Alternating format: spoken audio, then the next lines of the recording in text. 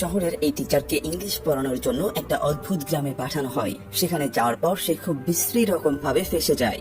গ্রামের প্রত্যেকটা মহিলা তো তাকে তার স্বামী ভাবতে শুরু করে। এই যে লোকটাকে দেখতে পাচ্ছেন, এই লোকটার নাম সুন্দর। সে মূলত একজন টিচার। আজকে সে একটা গ্রামের দিকে যাচ্ছে। আসলে এই গ্রামে তার পোস্টিং হয়েছে, কিন্তু সমস্যা হলো এই গ্রামে যাওয়ার রাস্তা একেবারেই ভালো না। সে ঠিকমতো কোনো কিছুই চিনতে পারছে না, আর চিনবেই বা কিভাবে? সে তো আগে কখনো এই গ্রামে আসেনি। এদিকে আশেপাশেও সে তেমন কাউকে দেখতে পাচ্ছে না যার কাছে সে জিজ্ঞাসা করবে গ্রামের রাস্তা সম্পর্কে।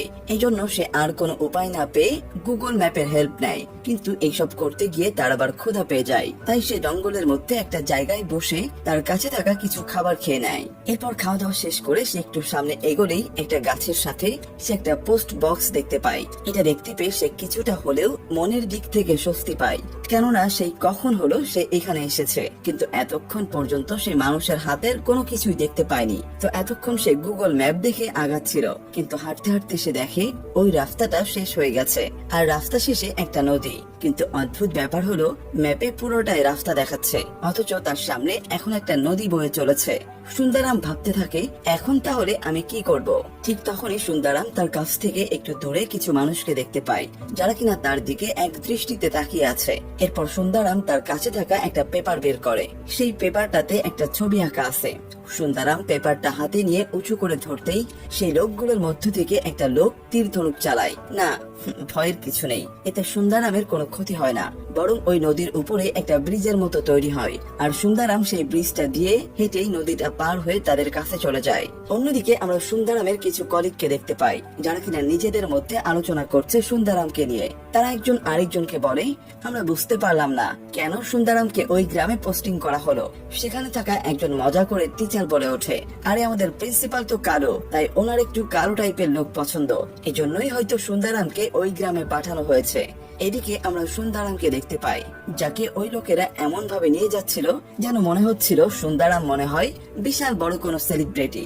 সবচেয়ে মজার ব্যাপার হলো আমাদের এই কালো সুন্দরামকে দেখে ওই গ্রামের সব মহিলারা প্রায় পাগলই হয়ে যাচ্ছে। আর তার চেয়ে বেশি মজার ব্যাপার হলো তারা প্রত্যেকে সুন্দরামকে নিজের হাজবেন্ড ভাবতে শুরু করেছে। আসলে এই গ্রামের লোকজনরা আমাদের মডার্ন ওয়ার্ল্ড থেকে একেবারেই দূরে থাকে, তাই তাদের গ্রামের বাইরের কেউ আসলে তারা তাকে সেলিব্রিটির মতনই মনে করে। তো যাই হোক, এরপরে সুন্দরামকে থাকার জন্য ঘর, খাওয়া দাওয়ার ব্যবস্থা সবকিছু ঠিক করে দেওয়া হয়।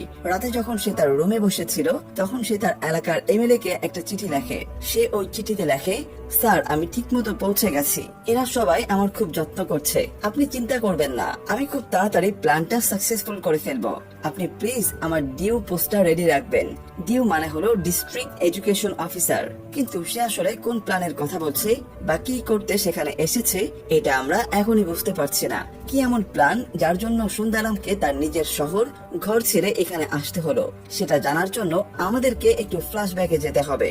একদিন সুন্দরাম একটা মেয়ে দেখার জন্য তার বাড়িতে যায়, কিন্তু সেখানে গিয়ে সে মেয়ে দেখা বাদ দিয়ে খাবার খেতেই ব্যস্ত হয়ে পড়ে। তারপর খাওয়া দাওয়া হয়ে গেলে সে মেয়ে না দেখে সোজা তার আসল কথায় চলে যায়। মানে সে তার হবু শ্বশুরের কাছে একটা বাইক ডিমান্ড করে। সে যৌতুক চাইলেও তার বাবা মা এই বিষয়ে তার বিরোধিতা করে, তাই তারা সেখান থেকে চলে আসে। এরপর সে সেখান থেকে বের হয়ে সোজা তার স্কুলে যায়। তখন আবার তাদের স্কুলের তাদের এলাকার এমএলএ এসেছে।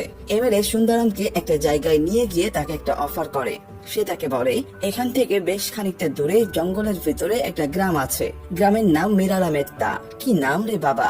তো যাই হোক, এমএলএ বলে, হয়তো তুমি এই গ্রামের নাম আগে কখনো শোনোনি, কিন্তু আমি চাই তুমি এই গ্রামের ইংলিশ টিচার হয়ে সেখানে যাও।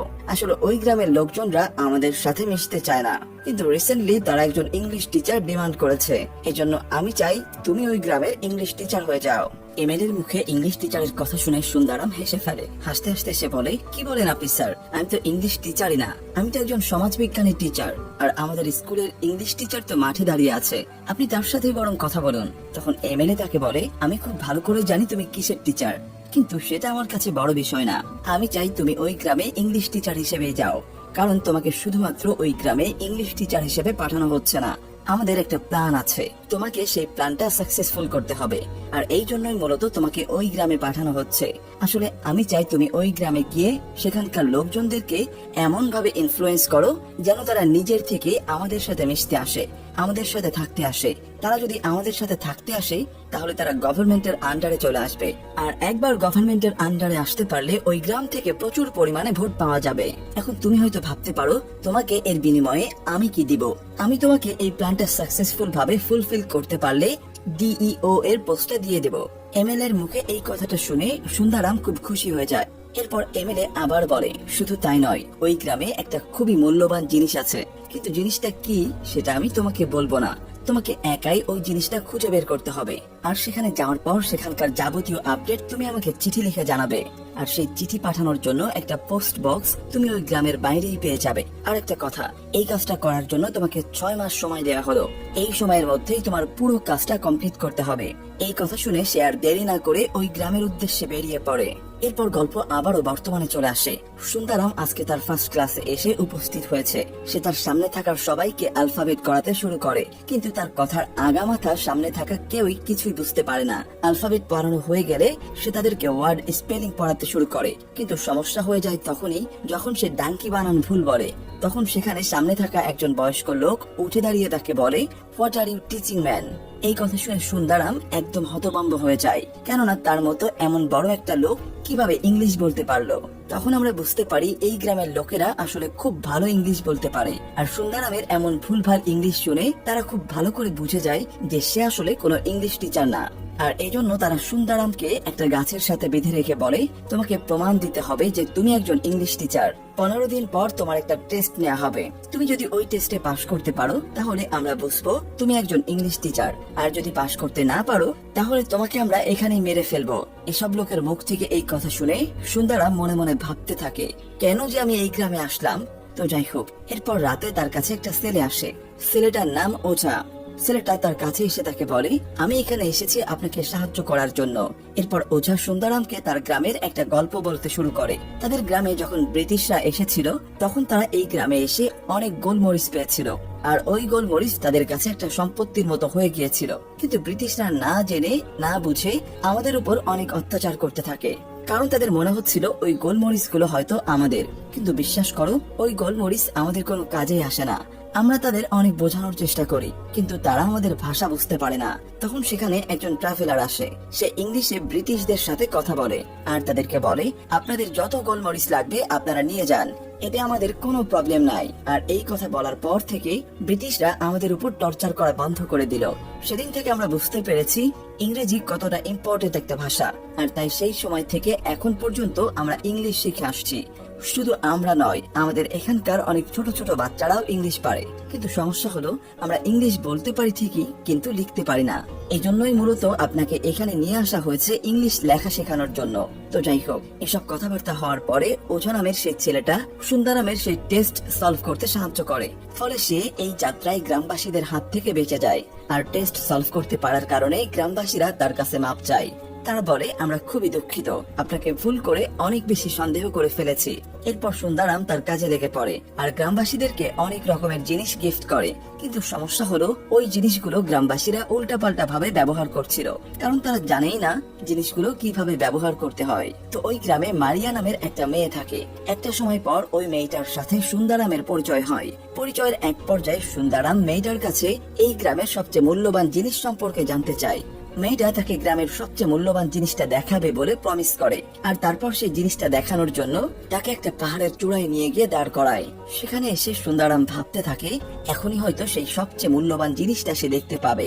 তখন মারিয়া তাকে পাহাড়ের সৌন্দর্য দেখিয়ে বলে, এটাই হলো আমাদের গ্রামের সবচেয়ে মূল্যবান জিনিস। সুন্দারাম তখন হাসতে হাসতে বলে, তুমি কি আমার সাথে ইয়ার্কি মারছো? আমি তোমার কাছে এই মূল্যবান জিনিস দেখতে চেয়েছি। তারপর সে রাগ হয়ে সেখান থেকে চলে আসে। এরপর সে ওঝা নামের সেই ছেলেটার কাছে গিয়ে এই ব্যাপারে জিজ্ঞাসা করে। তখন ছেলেটা তাকে বলে, আমাদের এই গ্রামের সবচেয়ে মূল্যবান জিনিস হলো আমাদের দেবীর মাতা, আর এটা আমাদের মন্দিরে রাখা আছে। তার কাছ থেকে এই কথাটা শুনেই সুন্দারাম তাড়াতাড়ি করে ওই গ্রামের মন্দিরে চলে যায়। কিন্তু এখানে এসেও সে হতাশ হয়, কারণ সেই মন্দিরে কোনো মূর্তি রাখা ছিল না। তাই সে আবারও দৌড়াতে দৌড়াতে ওঝা নামের সেই ছেলেটার কাছে আসে। সে তাকে বলে, তুমি বলেছিলে ওই মন্দিরে মূর্তিটা রাখা আছে, কিন্তু কই, মন্দিরে তো কোনো মূর্তি নেই। তখন ওঝা বলে, মূর্তিটা অনেক দূরে রাখা আছে, যেন মূর্তিটা কেউ চুরি করতে না পারে। তখন সুন্দরাম তাকে জিজ্ঞাসা করে, সেটা না হয় বুঝলাম, কিন্তু সেই জায়গাটা কোথায়, সেটা তো আমাকে বলে দাও। তখন ওঝা তাকে বলে, আমি তো নিজেই জানি না জায়গাটা কোথায়, এটা শুধু এই গ্রামের প্রধান বলতে পারবে। এই কথা শুনে সুন্দরাম তাকে জিজ্ঞাসা করে, তাহলে ওই মূর্তিটাকে সবার সামনে কখনো আনা হয়? ওঝা উত্তরে বলে, আমাদের গ্রামে যখন কোনো বিপদ আসে তখন আমাদের দেবী মাতাকে সবার সামনে নিয়ে আসা হয় আর তারপর প্রার্থনা করা হয়। তখন সুন্দরামের মাথায় একটা দুষ্ট বুদ্ধি আসে। সে চিন্তা করে এই গ্রামে একটা বিপদ ঘটাতে হবে, তাহলেই হয়তো ওই মূর্তিটা সবার সামনে আনা হবে। কিন্তু সমস্যা হলো, সে কি এমন করবে যার কারণে মানুষ বুঝবে তাদের গ্রামে কোনো বিপদ আসতে চলেছে। তারপর সে সরাসরি মারিয়ার কাছে চলে যায়। তার সাথে কথায় কথায় তাকে বলে, এই গ্রামে খুব দ্রুত একটা ঝড় আসতে চলেছে। এই কথা শুনে মারিয়া তাকে বলে, ওই না তো, আমার তেমন কিছুই মনে হচ্ছে না। আসলে মারিয়ার আবহাওয়া সম্পর্কে বেশ ভালো জ্ঞান ছিল, আর তাই সে ঝড় বৃষ্টির অনুমানগুলো আগেই করে ফেলতে পারে। সে যখনই বুঝতে পারতো ঝড় বৃষ্টি আসতে চলেছে, তখনই সে গ্রামবাসীদেরকে সতর্ক করে দিত। তো যাই হোক, তার কাছ থেকে এই ব্যাপারে শুনে সুন্দরাম তাকে বলে, তোমার কি মনে হয় আমি কি বোকা? যখন ঝড় আসবে তখন বুঝতে পারবে। এভাবে বিভিন্ন রকমের কথা বলে বলে সে মারিয়াকে অনেক ভয় পাইয়ে দেয়। একটা সময় পর সে সুন্দরামের কথা বিশ্বাস করে ফেলে, আর সে ভেবে নেয় যে সত্যি হয়তো এখানে অনেক বড় কোনো ঝড় আসতে চলেছে। তারপর সে এই কথাটা গ্রামবাসীদের সবাইকে জানিয়ে দেয়। এই কথাটা জানার পরে গ্রামবাসীরা পূজার আয়োজন করতে শুরু করে। এরপর দেখা যায় গ্রামের প্রধান একটা গুহার ভেতর থেকে ওই দেবী মাতার মূর্তিটাকে বাইরে নিয়ে আসে, যেখানে এতদিন মূর্তিটাকে লুকিয়ে রাখা ছিল। এরপর আমরা সুন্দরামকে দেখতে পাই যে কিনা ওই গুহার ভিতর লুকিয়ে আছে। আসলে সে এই মূর্তিটার লোকেশন জানতে চেয়েছিল। এরপর সে এই লোকেশনটা কাগজে লিখে সেটা পোস্ট বক্সে ফেলে দেয়। এরপর সে পূজার দিন আসে। সুন্দরাম নতুন জামা কাপড় পরে বাইরে আসে, আর প্রথমবারের মতো সে এই মূর্তিটাকে দেখতে পায়, যাকে তখন গ্রামের লোকেরা দুধ দিয়ে গোসল করাচ্ছিল। তখন সুন্দরাম সেই মূর্তিটার ভিডিও করতে করতে বলে, এটা কি করে তোমাদের দেবী মাতা হয়? এটা তো সামান্য একটা পাথর। ওঝা তখন তাকে বলে, এটা কোনো পাথর না, এটাই আমাদের দেবী মাতা। তারপর সে তার ফোনে একটা ছবি তুলে ভালো করে ওটাকে দেখতে থাকে, আর তখন সে বুঝতে পারে এটা কোনো সাধারণ পাথর নয়, এটা মূলত সোনা দিয়ে বানানো একটা মূর্তি। কিন্তু এখানকার মানুষেরা আসলে সোনার মূল্য এখনো জানে না। তো অন্যদিকে দেখা যায় সুন্দরাম জানতে পারে যে ওই গ্রামের একজন বৃদ্ধ লোক মারা গেছে। এটা জানতে পেরে সে অনেক ইমোশনাল হয়ে পড়ে, কিন্তু সে লক্ষ্য করে ওই গ্রামের কোন একটা মানুষের চোখেও এক ফোঁটা পানি নেই, বরং প্রত্যেকটা মানুষকে অনেক খুশি মনে হচ্ছে। তখন সে ওঝাকে জিজ্ঞাসা করে, আচ্ছা এখানকার মানুষেরা কেন হাসছে? ওঝা তখন তাকে বলে, একদিন না একদিন আমাদের সবাইকেই মরতে হবে, তাই কষ্ট পেয়ে তো কোনো লাভ নেই, এই জন্যই ওরা হাসছে। এরপর গ্রামবাসীরা সবাই মিলে ওই বৃদ্ধ লোকটার শেষ কার্য সম্পন্ন করে, আর তারপর সবাই এক জায়গায় বসে খাওয়া দাওয়া করে। সুন্দরামও তাদের সাথে খেতে বসে যায়। খাওয়ার সময় সে ওঝাকে জিজ্ঞাসা করে, আচ্ছা তোমার কি মনে হয় আমি মারা গেলে আমাকে কেউ মনে রাখবে? এই কথা শুনে ওঝা সবাইকে বলে, শোনো শোনো, মাস্টার কি বলছে? সে বলছে সে মারা যাওয়ার পর তাকে কেউ মনে রাখবে কিনা। তারপর সবাই সুন্দরামকে তার সম্পর্কে ভালো ভালো কথাগুলো বলতে শুরু করে। কথাগুলো শুনে সুন্দরাম অনেক ইমোশনাল হয়ে যায়, আর তাই সে ওখান থেকে উঠে চলে যায়। এরপর রাত হলে সে সবাইকে ক্রিকেট ম্যাচ দেখায়। সবাইকে সে বোঝায় যে এখানে দুইটা দলের মধ্যে খেলা হচ্ছে, একটা ইন্ডিয়া আর একটা ইংল্যান্ড দল, আর এই ম্যাচে ইন্ডিয়া জিতে গেছে। এই কথাটা শুনে সেখানে থাকা সবাই অনেক খুশি হয়ে যায়। খুশিতে তারা প্রত্যেকে নাচতে শুরু করে, কারণ তারা ভাবছিল ইন্ডিয়া হয়তো ইংল্যান্ডকে যুদ্ধে হারিয়ে দিয়েছে। তারা এতটাই বর্তমান সময় থেকে পিছিয়ে আছে যে তারা এখনো পর্যন্ত জানে না যে ইন্ডিয়া স্বাধীন হয়ে গেছে। তারা এখনো জানে না ব্রিটিশরা ইংল্যান্ড ছেড়ে চলে গেছে। তারা মনে করে গান্ধীজি হয়তো এখনো বেঁচে আছে, ইন্ডিয়ার জন্য লড়াই করে যাচ্ছে। এই সব কিছু দেখে সুন্দরাম ভাবতে লাগে সে কত বড় একটা ভুল করে ফেলেছে। এমন সহজ সরল মানুষগুলোর সাথে সে একটা মিথ্যা খেলা খেলেছে। এমনকি তাদের দেবী মাতা যার পূজা এই সহজ সরল মানুষগুলো করে, তার ঠিকানাটাও সে এমএলএ কে দিয়ে দিয়েছে। এদিকে ঠিকানাটা পাওয়ার পর এমএলএ তার লোকদেরকে দিয়ে ওই মূর্তিটা চুরি করিয়ে আনায়। মূর্তিটা চুরি হয়ে যাওয়ার পর গ্রামবাসীরা আন্দাজ করতে পারে যে সুন্দরামের কারণে তাদের মূর্তিটা চুরি হয়ে গেছে, তাই তারা সুন্দরামকে শাস্তি দিতে যাবে। ঠিক তখনই সুন্দরামের মাথায় একটা আইডিয়া আসে। সে এমএলএ কে আরো একটা লেটার লেখে।